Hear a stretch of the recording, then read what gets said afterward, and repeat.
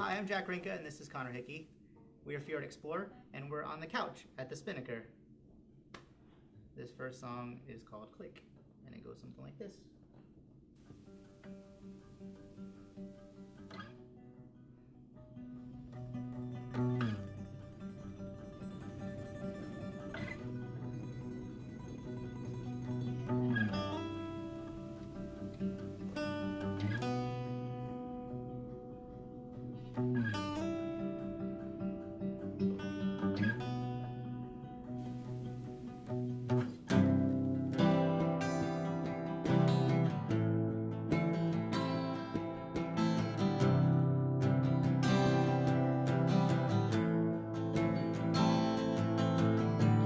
With an open heart and an open mind, I can finally start to see what's mine. Nothing that's here, nothing to be.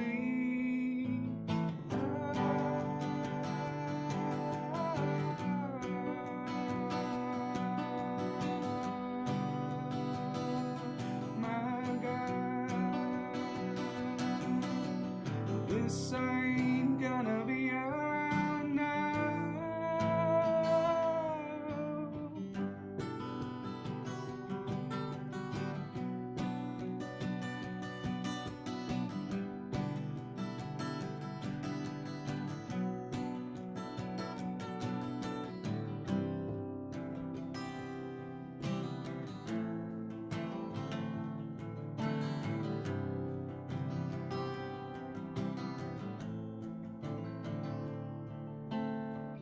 With a heavy heart and a heavier mind,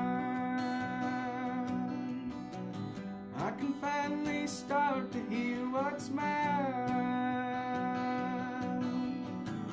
Nothing that's here, nothing I'll be.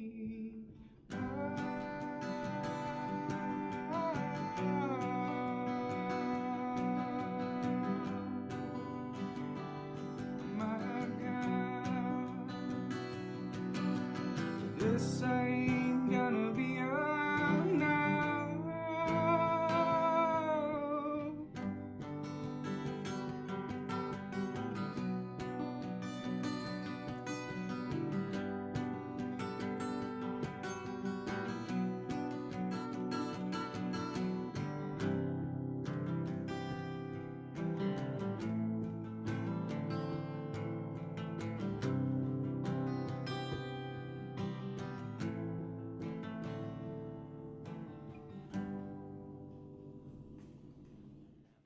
The history of the band. Well, we came from outer space. Yes, this is true. And Russia, apparently. Yes, there is a Russian Space lab Yes. where we grow Jack Ringas exclusively. No, we're from Jacksonville. I started the band with a friend of mine named Alex. He used to play cello, but we have parted ways since. He still plays cello, though. Occasionally. We got him along the way, along with, we also have a drummer and a bass player, a second Jack, and our friend Austin. But, you know, in the last year and a half, we just kind of started to take it a little more seriously and put in some real effort. I don't take anything seriously. Well, that's true, too. Taking things seriously is for jerks and good bands. That's why I do it, because I'm a jerk, not because we're a good band.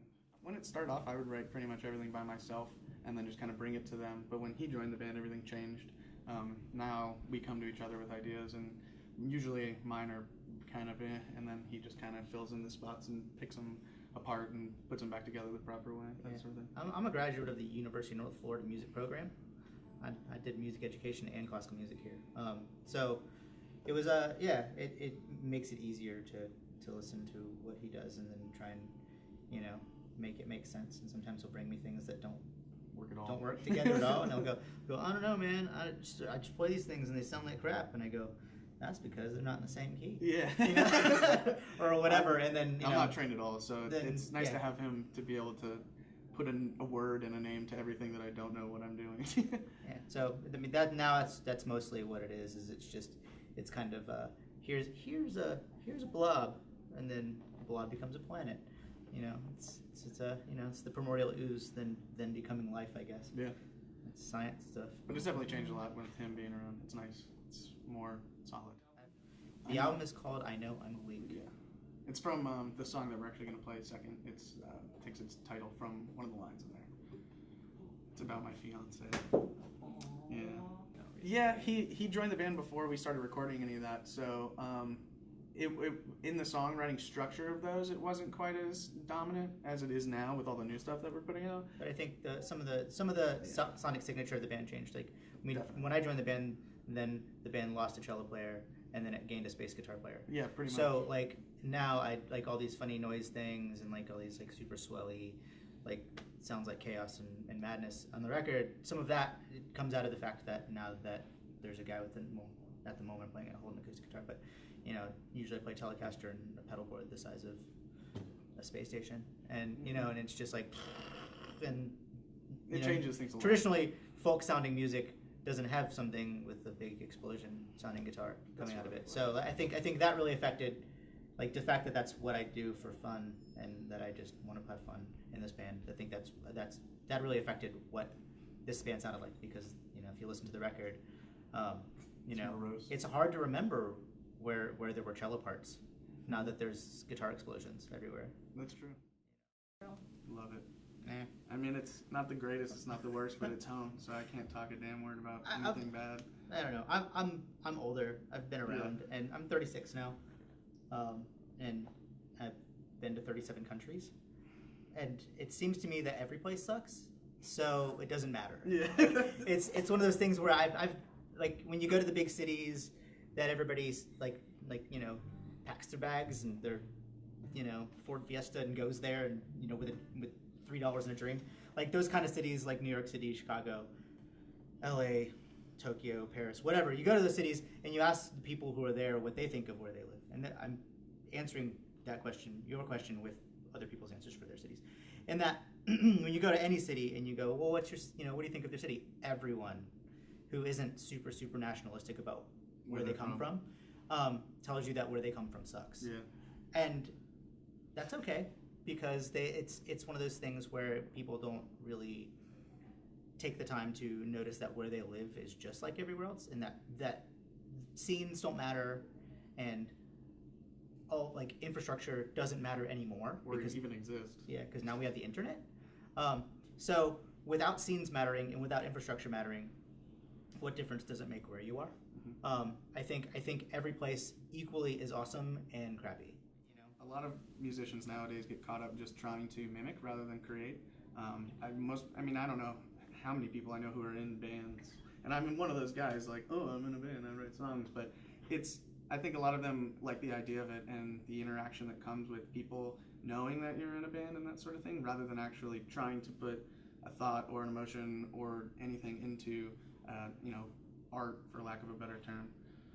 But I think one of the things that's more important than thinking of like trying to like create a box and then fit in the box is just kind of letting your life experiences put a path in front of you and then just walk the path. And you know, the people that you're around, we have four people with each with pretty strong personalities. I think that we should, like, as artists, we should kind of let those personalities just color what we're doing. Mm-hmm.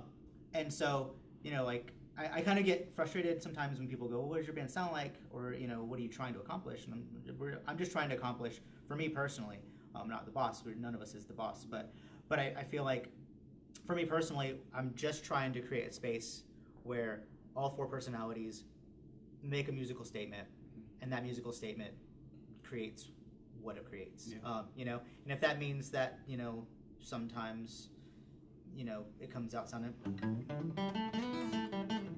sometimes it sounds like a bluegrass song, then fine, you know. But if it sounds like a metal song or straight ahead rock song, because we have a couple straight ahead rock songs on the record, and you know, I don't think anybody was like, man, let's just write a rockin' tune. It just happened, you know. Exactly. And it's then just what comes out comes out. It's the way it is, you know. And you know, and if that means that we're, you know, playing tunes like Paramore tomorrow, we won't.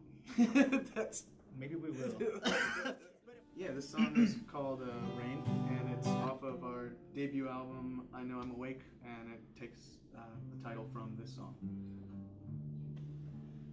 Once again, we're Fjord Explorer. We're on the couch at Spinnaker. Thanks for having us, guys.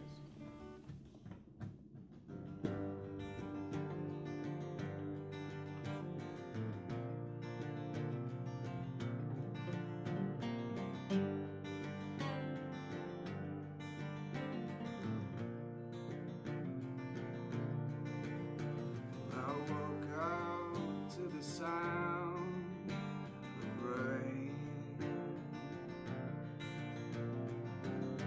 and I said your name with a sigh. Turned over, and you looked at me, laid down your head with a smile. Oh, I know I'll wait. Everything feels like a dream, and I'll never let us break. Well, I'm yours.